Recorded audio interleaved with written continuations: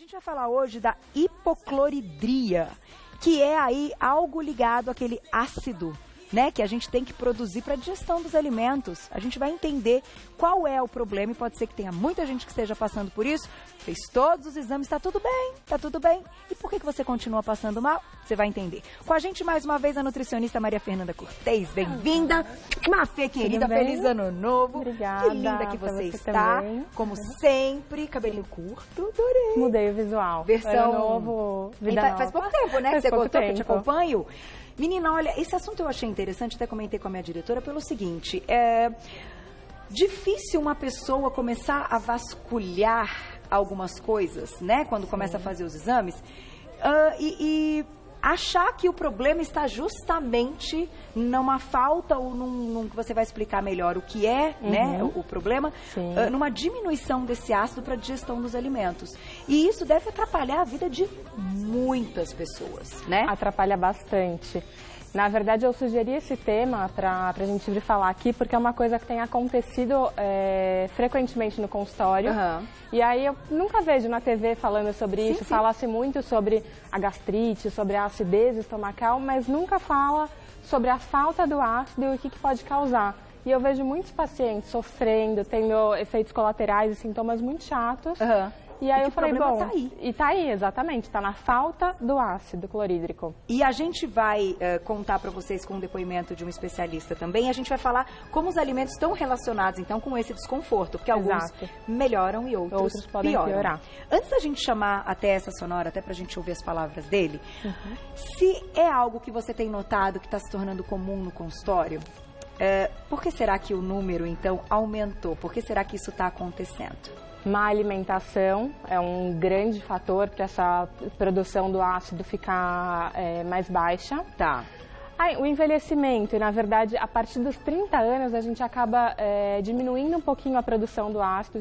Isso é normal, já é fisiológico, e por isso a gente tem que consumir alimentos que contenham, que ajudem na produção do ácido, bebida alcoólica, fumo e estresse. Sem dúvida, o estresse. Muita gente relaciona estresse com a produção exacerbada do ácido, mas pelo contrário, ele diminui a produção do ácido e aí os sintomas eles acabam se confundindo com gastrite. Que seria aquela volta, né? Quando o refluxo exatamente.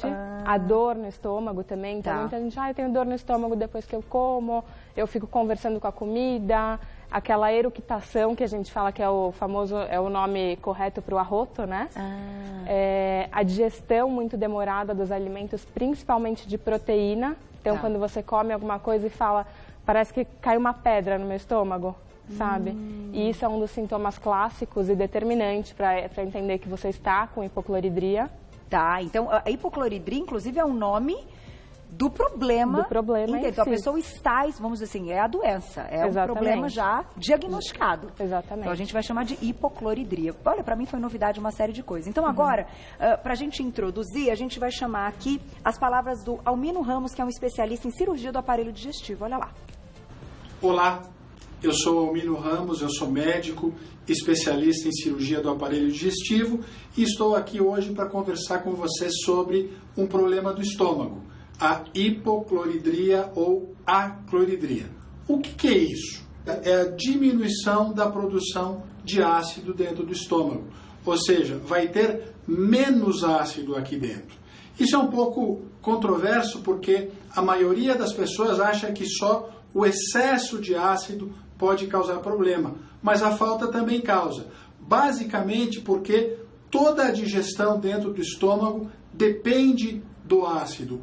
O ácido, ele colabora facilitando a digestão. Então, quando a gente não tem a quantidade adequada de ácido, nós vamos ter uma digestão comprometida, mais lenta, peso no estômago depois que come, excesso de gases, ou seja, a sensação que a gente tem é de que a digestão vai demorar muito mais do que ela deveria.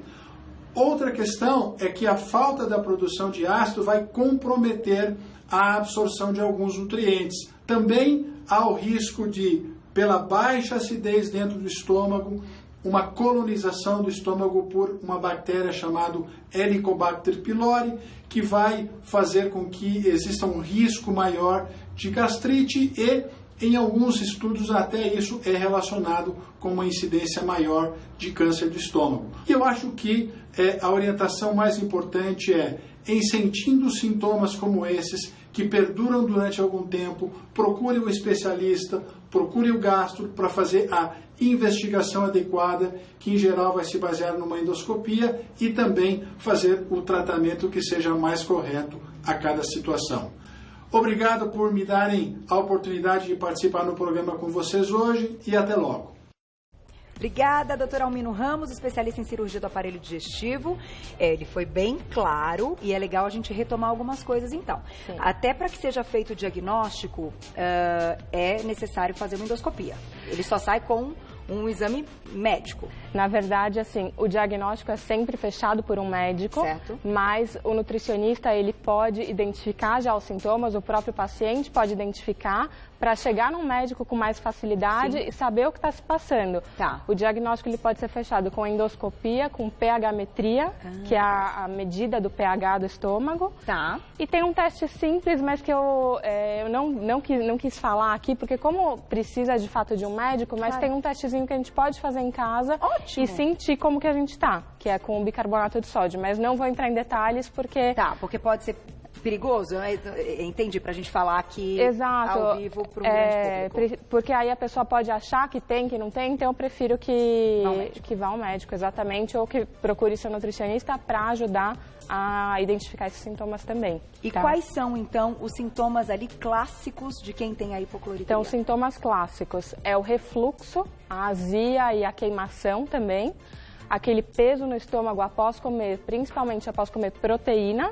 Então, carne vermelha é um clássico que você come e aí fica pesado. Por exemplo, você foi num churrasco na hora do almoço, você não precisa mais comer nada durante o dia, porque aquela digestão tá lenta, tá difícil, e aí você fica com ela pesada ali. Então, esses são os sintomas clássicos, tá? E a dor estomacal também. Quando você, logo após comer, você tem dor.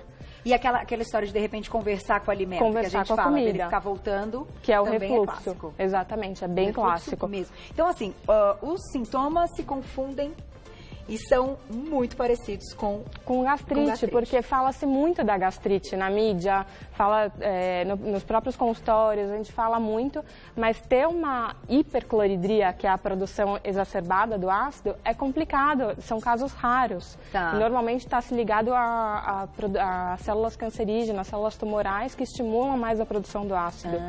Então, a hipocloridria, ela é bastante conhecida, mas pouco falada e pouco tratada. E por que será que o nosso organismo, então, está tudo funcionando bonitinho, se tem alimentação, aí você começa a se alimentar mal, digamos que o organismo entende assim, não estou dando conta, vou produzir menos. Exatamente, é bem isso, não estou dando conta, me ajuda de algum jeito, então vou gritar, vou chamar a atenção do jeito que eu posso. Vou produzir menos. Porque não está dando jeito. E aí, quais são os problemas? Então, assim, começa pela produção diminuída do ácido, e aí começa a diminuir o muco protetor do estômago, porque o nosso corpo ele é muito inteligente, então o nosso estômago ele é muito ácido, um pH entre 1 e 2, e aí ele precisa desse muco para ser protegido. E aí, quando começa a diminuir o ácido, o muco também diminui. E é aí que pode ser gerada as úlceras também. Puxa então, vida. da hipocloridria, a gente pode até chegar numa gastrite. Mas tudo se começa quando a gente diminui a produção do ácido. E as pessoas não têm nem ideia e não vão vasculhar. Não vão vasculhar e o pior, se medicam por conta própria. E aí tomam antiácidos. E tomam os prazóis. Os prazóis, que aí você já tá com a produção diminuída. Você vai ainda tomar um remédio que vai diminuir mais ainda. Porque os prazóis fazem isso. Exatamente. Puxa vida, então vale a pena prestar atenção até para entender os alimentos que vão piorar e que vão te ajudar. Exato. Nossa, a gente tem umas coisinhas do PowerPoint para mostrar aqui, né? Vamos colocar agora, então, essas informações, que aí a gente já começa. E daqui a pouquinho, perguntinhas do público no @VocêBonitaTV. Mandem pra gente que o assunto é sério. Café. Então, o café é um bom alimento. Eu não vou deixar... Ele é um bom alimento no geral. Mas aqui, pra quem tá com a hipocloridria, ele não é legal, porque ele irrita a mucosa gástrica. Então, ela já está irritada pela falta do ácido e você tomando o café vai irritar mais ainda. Então, nesse período, é bom evitar. Tá. O período que a gente diz é um momento de crise ali do paciente. De crise, quando você está sentindo esses sintomas aí frequentemente, então está comendo, não está digerindo legal, está com refluxo, dá uma diminuída aí no café, porque ele vai, infelizmente, irritar um pouquinho essa mucosa. Tá, então café, gente, muito cuidado. E aí as pessoas às vezes tomam assim depois da refeição, né? Exatamente com aquela intuição assim, não, isso vai me ajudar, vai dar uma digestãozinha, vai dar um piquezinho, vai digerir mais rápido. Péssimo. Péssimo. Próximo alimento, olha lá. E a gente tem umas coisas aqui para contar e umas cápsulas. Já vou mostrar para vocês. Aqui a gente colocou o chá, mas não são todos os chás. São os chás que têm mais cafeína. Então, chá verde, chá preto, o chá vermelho, o mate, todos eles têm uma quantidade de cafeína um pouco maior, que também podem atrapalhar essa mucosa gástrica. Então, nesse período, não é legal. Tá. E se a gente quiser, se a pessoa, por exemplo, se ela tem o hábito de tomar um chá antes de dormir, ou mesmo um cafezinho de manhã, tem algum horário que pode ser menos pior no dia, caso, enfim, acabe acontecendo? Nunca tomar de estômago vazio. Tá bom? Então, nunca tomar em jejum. Deixar para ou toma no meio da manhã que você tá fazendo um lanchinho, ou toma 1 hora depois do almoço, mas não vai tomar logo que acorda. Entendi, se é a primeira coisa ali depois de horas em jejum. Exatamente. Importante, né? Porque tem muita gente que fala assim, eu sei que não está fazendo bem, mas hoje eu precisava tanto do meu cafezinho, enfim. Então, até para que tenha uma estratégia para colocar esse café e ser menos pior. Menos pior, exato. Próximo alimento, olha lá, gorduras. As gorduras. Então, as gorduras que vêm de fritura, então gordura trans, os óleos refinados, todos eles são irritantes de mucosa também, então não são legais. Lembrando que a gente tem óleos bons, então azeite de oliva, óleo de coco, óleo de abacate, essas gorduras naturais, gorduras boas, ok. Fritura não é legal não e pode. Gordura trans, bolacha de pacotinho, tudo isso, não. Porque nesses sorvete, pacotinho cheio de gordura trans, né? Então, a gente olha o sorvete e fala, mas não é frito, mas não isso, mas não aquilo. Mas tem um monte de gordura. Tem gordura. Tá aí. Próximo alimento na tela. As bebidas alcoólicas. É difícil alguém que vai indicar a bebida alcoólica, mas aqui nesse caso pior ainda, porque ela também ajuda a diminuir mais a questão do ácido clorídrico e também vai irritar a mucosa que já está ali prejudicada, então vai atrapalhar mais ainda. Então nesse período, aí evitar mesmo, tirar mesmo a bebida alcoólica, tá? Não pode. Tá aí. Próximo na tela. Refrigerante. Todos, né? Ainda a gente não tá falando só a base de cola, não, que também tem cafeína. A gente tá falando de todos. A gente tá falando de todos por conta do ácido fosfórico, por conta de todos os componentes dele, de corante, de adoçante, de açúcar, tudo. Eles são muito ruins. Então, refrigerante evita agora, na verdade evita para sempre, né? Porque refrigerante eu gosto quando vocês dizem isso. Porque não traz nenhum benefício. Você não é médica, não é nutricionista, mas eu gosto quando vocês dizem. Agora, o gás está envolvido com esse processo ou a gente está falando só, enfim, da composição? Por exemplo, uma água com gás também seria ruim? Uma água com gás também não é legal, porque normalmente a água com gás ela é gaseificada artificialmente. São raras as fontes que a gente tem de água gaseificada naturalmente e aí pode atrapalhar também. E a pessoa nesse momento já está com refluxo, já está com eructação ali, vai piorar mais ainda, né? Aumenta. Tá aí. Então, gente, nem pensar. Depois, se quiser fazer uma parte extra de todos os males, assim, que causa, quem sabe, né, passamos uma mensagem bem ampla do refrigerante. Exato. Que, além de tudo, faça um cálculo, quem consome, compra, quanto que a gente gasta por ano para casa de quem consome. Façam esse cálculo. De refrigerante? Gasta Eu fiz esse cálculo porque meu marido parou ano passado. Graças a Deus, só faltava ele, entendeu? Que só bom. faltava ele. E aí, a gente se deu conta do gasto. Faz a conta do gasto, você vai ver quanto dinheiro vai sobrar. Só do refrigerante. Porque acaba comprando vários durante a semana, né? Sim, então, porque quem consome a garrafa vai no almoço e no jantar num dia. Certo? Porque ele é tão Façam viciante essa que a conta. pessoa quer. A pessoa vai se arrepender. Fala, meu Deus, olha quanto dinheiro vai sobrar no final do mês. Você vai lembrar de mim. Quanto dinheiro e quanta saúde. Isso, né? Porque às vezes a gente tem que pegar no bolso muitas vezes. Exatamente, que é melhor. Pra começar pelo menos a mudança. Olha lá. Na tela, próximo alimento.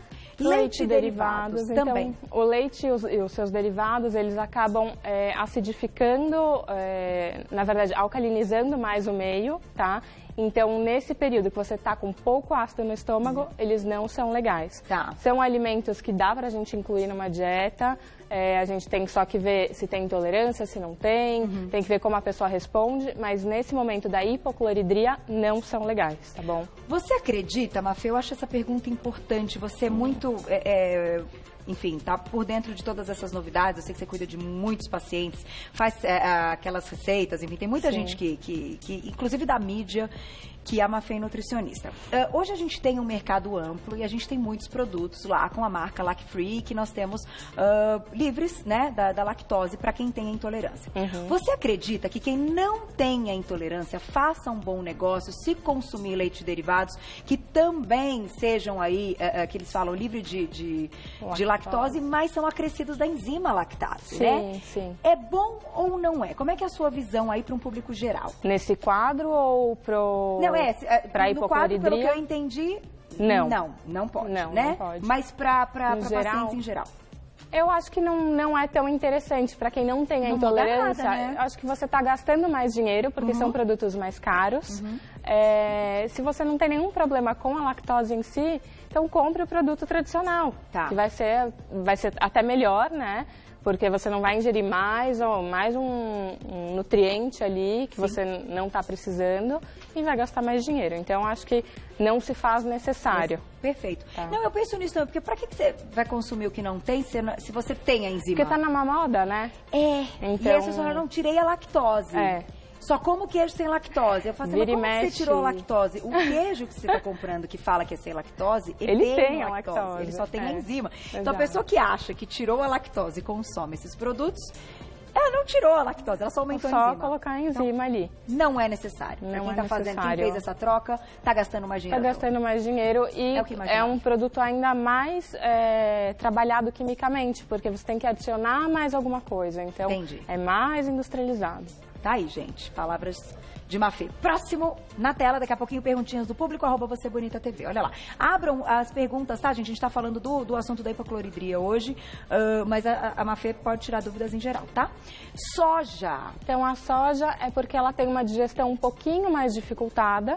E aí, como a gente tá com esse ácido diminuído, vai demorar mais ainda para ela ser digerida, podendo causar mais desconforto, mais refluxo. Então, por isso que a gente não indica aqui nesse momento da hipocloridria. Tá, e aí envolve tudo. A gente tá falando dela em grãos, a gente tá falando do tofu. Tudo. Né?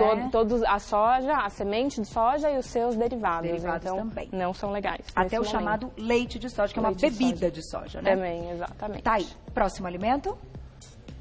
Tem mais alguma coisa? Não lembro. Tem mais algum aqui? Nossa, acabou? Então vamos para nossa mesa, porque aqui a gente chamou a atenção para aqueles que não são legais. E você trouxe muita coisa bacana que pode ajudar. Sim. Então vamos lá, vou começar aqui pelos verdes. Então aqui a gente tem a couve-manteiga, que nela a gente tem bastante inositol, zinco, vitamina B5. Então, fazer um suco verde, fazer a couve refogadinha. Para quem tá com mais, no momento, tá com mais dor de estômago, seria melhor consumi-la refogada. Refogada, não crua, né? Mas, para quem não tem a dor, pode até comer um pouquinho ela crua, batida no suco, não tem problema nenhum. É branquear e deixar ela já, assim, naquele branqueamento, né, que vocês falam, que deixa 1 minuto, depois joga no gelo e tal, já ajuda também para essa parte da digestão. Da digestão, sim, ajuda sim. Mas é legal pensar, para quem não tem a dor, que os alimentos crus, eles têm enzimas que ajudam também na digestão. Então, alguns alimentos crus, para quem não tem essa dor, pode ser interessante. Legal. Tá? Então, couve. Aqui eu não trouxe, mas lembrando das folhas verdes escuras, agrião, espinafre, são todos bem legais, tá? Inclusive o agrião, o espinafre, o rabanete também, eles são ricos num componente chamado betaína. A betaína a gente usa, normalmente eu uso em suplementação, tá? Porque é uma quantidade bem maior, que eu uso cloridrato de betaína, que eu vou pular ali só para cápsula. Ah, legal, vamos mostrar. Que eu trouxe aqui. Então, essas cápsulas, o que a betaína faz? Ela ajuda a produzir mais ácido.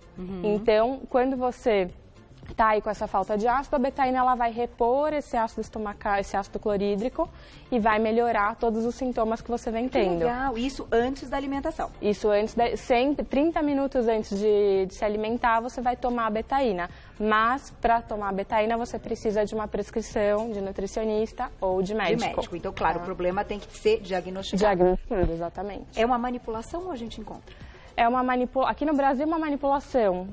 Eu nunca vi em farmácia, então assim, normalmente eu mando manipular. Fora do Brasil eu já encontrei, inclusive agora eu estava lá pesquisando e encontrei já o potinho pronto, mas tem que tomar cuidado, porque, por exemplo, se você é um usuário de algum Prazol e você quer retirar esse Prazol, porque agora eu entendi que meu problema não é o excesso do ácido, quero retirar, você não pode retirar de uma vez. Então você tem que tomar a betaína junto, devagarinho, aí vai retirando. Gente, não faça nada sem ter a orientação de nutricionista e do médico. E outra coisa, para quem toma anti-inflamatório por algum motivo, também, você toma anti-inflamatório e aí machuca mais a mucosa gástrica, o que pode... E você vai tomar betaína, vai estimular mais ácido, então pode te machucar. Não, anti-inflamatório é complicado, né? É bem complicado. Olha que eu vou te falar que semana passada eu travei muito, assim, que eu não conseguia... Aqui no programa, não sei que movimento eu fiz e não voltou, entendeu? À noite, falei, não, ou eu tomo... Aí liguei pro meu médico, ou eu tomo, senão amanhã tô eu lá de novo. Não vai conseguir trabalhar, então, assim, eu deixo isso realmente para um negócio de extrema urgência, porque a gente já falou de anti-inflamatório aqui, gente, é uma coisa... Todo mundo tem lá, entendeu? Todo mundo tem em casa. Todo mundo tem na farmacinha de casa, é verdade. Então toma cuidado. A gente já vai falar desses dois aqui e perguntinha do público antes. Na tela, quem escreveu pra gente? Olha lá. Obrigada, Cris, um beijo. Tenho refluxo e meu médico me orientou a não ingerir nada sólido ou líquido durante as refeições. Isso ajuda a controlar o refluxo? Calma aí, nada sólido ou líquido? Eu acho que seria nada líquido, nada líquido só, o sólido não. Ela está se alimentando, ou seja, beber durante a refeição. Pode piorar. Pode piorar, porque você vai diluir o suco gástrico, então o ácido clorídrico. Nesse caso, que você já tem pouco ácido, então você vai diluir mais ainda, vai atrapalhar na digestão, demorar mais na digestão. Quando o alimento ficar parado aqui no estômago, ele pode fermentar e aí também causar mais refluxo. Então, não é legal mesmo. Meia hora antes e uma hora depois para tomar líquidos. A não ser que você não consiga ficar sem tomar nada. Tome uma limonada sem açúcar, suco de limão, melhor dizendo, né? Uma aguinha com limão, mas assim, 150 ml no máximo, não ultrapassar isso. Mas para ela que já tem refluxo, não, líquido não. Não pode durante a refeição. Mais uma na tela, olha lá. Obrigada, Regina. Sentir o estômago queimar é sinal, então, de hipocloridria? Sim. Pode ser, né? É um dos sintomas clássicos aí da hipocloridria. Então, você tem que investigar para entender por que você está com essa queimação. Mas é um sintoma clássico, sim. Tá aí. Mais uma. Dá tempo? Na tela. Obrigada, Silvia. Meu filho tem dores de estômago com vômitos e mal-estar. Pode estar associado, então, a esse problema? A dor de estômago, sim, o vômito nem sempre, então é importante que ela procure um gastro, uma nutricionista para acompanhar, mas pode sim, a dor de estômago está envolvida ali. Mas às vezes o vômito tem alguma outra coisa. Ou exatamente. Até o médico, né, o que a gente ouviu as palavras, ele falou de uma bactéria. Sim. Que pode aumentar na sua concentração, vamos dizer assim, e atrapalhar um monte de coisa. Exato, porque o que acontece? Quando o alimento fica parado lá muito tempo, ele começa a fermentar. Então, as bactérias que eram para estar no intestino, elas começam a subir, a fazer o caminho inverso, e aí vem para o estômago. E essa bactéria é chamada H. pylori, que é Heliobacter pylori que ele falou. Que é até comum, né? Que é super comum. E aí, ela fica alojada no estômago, porque bactérias gostam de ambientes alcalinos. Então, o estômago ficou mais alcalino, a bactéria vem. E aí, por isso que também, nesse momento, às vezes não é legal tomar o probiótico. Que a gente super indica probiótico, mas quando você está com esse ácido clorídrico diminuído, a bactéria pode acabar ficando alojada aqui no estômago e não sendo legal. Gente, então tomem cuidado. Eu queria mostrar que você trouxe mais... isso aqui é vinagre de maçã? Vinagre de maçã. Então, olha só. E aqui, né? A glutamina que você trouxe. Que é um outro suplemento que ajuda a refazer a mucosa gástrica, tá? Que então ela é super legal. E o vinagre de maçã? Vinagre de maçã, eu vou falar de vinagre de maçã e limão junto, pode ser? Claro, claro. São dois alimentos que eles são ácidos, mas eles são bons ácidos, então a gente ingere 30 minutos ali antes de comer, pode ser ou um shotzinho de limão ou um shotzinho de vinagre, e ele vai ajudar a lembrar o estômago que tá chegando um ácido ali e que ele vai precisar digerir comida logo em seguida. Que legal! Então, são dois alimentos importantes que a gente pode lançar a mão aí para melhorar desse quadro, tá? Olha, então, porque no final eles são ácidos, mas eles alcalinizam, né? Eles não vão agredir a parede do esôfago, nem a parede estomacal, mas eles vão levar um pouquinho desse ácido deles ali, nesse caso da hipocloridria. Perfeito, tá? Muito bom. Frutas vermelhas sempre? Frutas vermelhas são super anti-inflamatórias, então elas ajudam bastante. Elas também têm um pouquinho de vitamina C, que é importante para refazer a mucosa. Porque o que eu estou falando aqui? A gente tem que repor o ácido, mas a gente tem que reparar essa mucosa que tá também machucada. Tá. Porque não adianta, às vezes, a gente só repõe ácido, aí ele fica ali, ele pode machucar mais a mucosa ainda. Então, a gente precisa refazer, fazer os dois juntos, refazer e reparar esse ácido clorídrico. Perfeito. E aqui você trouxe grãos que entram? Aqui eu trouxe grão de bico, eu vou falar do grão de bico e da banana junto, que são dois alimentos que são fontes de triptofano. E o triptofano no estômago, ele se transforma em melatonina. E o nosso estômago, ele tem receptores de melatonina. Olha! E a melatonina, ela ajuda a reparar a mucosa gástrica. Então, é muito legal. São alimentos super importantes que a gente pode ingerir nesse momento. Legal.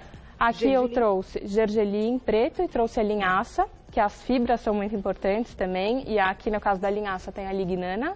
E o gergelim eu trouxe, lembrando, para falar do cálcio, porque como a gente evita leites derivados, muita gente fala, mas e o cálcio? Aqui eu trouxe uma ótima fonte de cálcio, que é o gergelim, porque o doutor, ele também falou sobre a absorção de nutrientes, minerais e vitaminas, que diminui. Hoje a gente já sabe, a hipocloridria, ela também está bem presente no público da terceira idade. Isso é um público que tem mais propensão à osteoporose. Então, você não absorveu direito o cálcio. Então, a gente já tem visto bastante quadros de osteoporose relacionado com a hipocloridria também. Puxa, olha só que interessante. E só mais dois aqui importantes. A hortelã, que você pode fazer um chazinho que eu trouxe aqui já também em forma de chá. 30 minutos antes também do almoço e do jantar, que ele é super digestivo e anti-inflamatório. E o alecrim, que ele é anti-inflamatório, ele é considerado um prazol natural. Então, ele vai ajudar um chazinho de alecrim na comida, ele ajuda a melhorar dores de estômago, ajuda a melhorar a digestão. Então, que bacana. Super interessante. Posso até fazer uma coisa, Mafia? Pode, olhando para esse hortelã aqui. Sabe o que eu vou fazer, Glaucia? Fazer uma água aromatizada para mim, aproveitar que temos hortelã. Boa. Depois você coloca mais aguinha para mim, né? Né? Depois a gente faz um também para as nossas convidadas. Água aromatizada, chá, hortelã na comida. Delícia. Ótimo, muito bom. Olha, parabéns, pauta super completa. O que deve ter de gente com esse problema e que nem imagina, eu já estou pensando aqui. Eu quis muito falar porque eu já passei por isso. Então, como eu passei, senti na pele, eu falei, poxa, e aí eu pego muito paciente com isso, eu falei, então vamos levar esse assunto. Parabéns, parabéns, Amandinha, porque realmente a gente não tinha ainda abordado tantas vezes, falando até como você falou da gastrite, outros problemas, né, gástricos e tal, não tínhamos falado desse assunto. Espero que tenha ajudado muita gente. Mais importante, procure o médico e procure sempre orientação da sua nutricionista. Exatamente. Pra ter tudo bonitinho. Aí tudo funciona. Agora o refrigerante, gente, tchau. faz a conta. Tira da geladeira. Não faz falta Exatamente. Nenhuma. Deixa eu aqui agradecer. Maria Fernanda Cortez, que é nutricionista, você encontra o trabalho dela lá no Insta, no @NutriConsult. O consult é temudo, tá? @NutriConsult. O Nutri é NUTRI e Consult. E tem o site nutriconsult.com.br. Parabéns pelo livro, viu? Obrigada. Eu não consegui ir no dia. Menina, meu mês de dezembro é muito corrido. frenético, né, Glaucia? Nosso mês de dezembro, mas parabéns. Obrigada, Parabéns pelo trabalho que vocês mesmo. têm feito. Muito obrigada. Até a próxima. Até. Um beijo.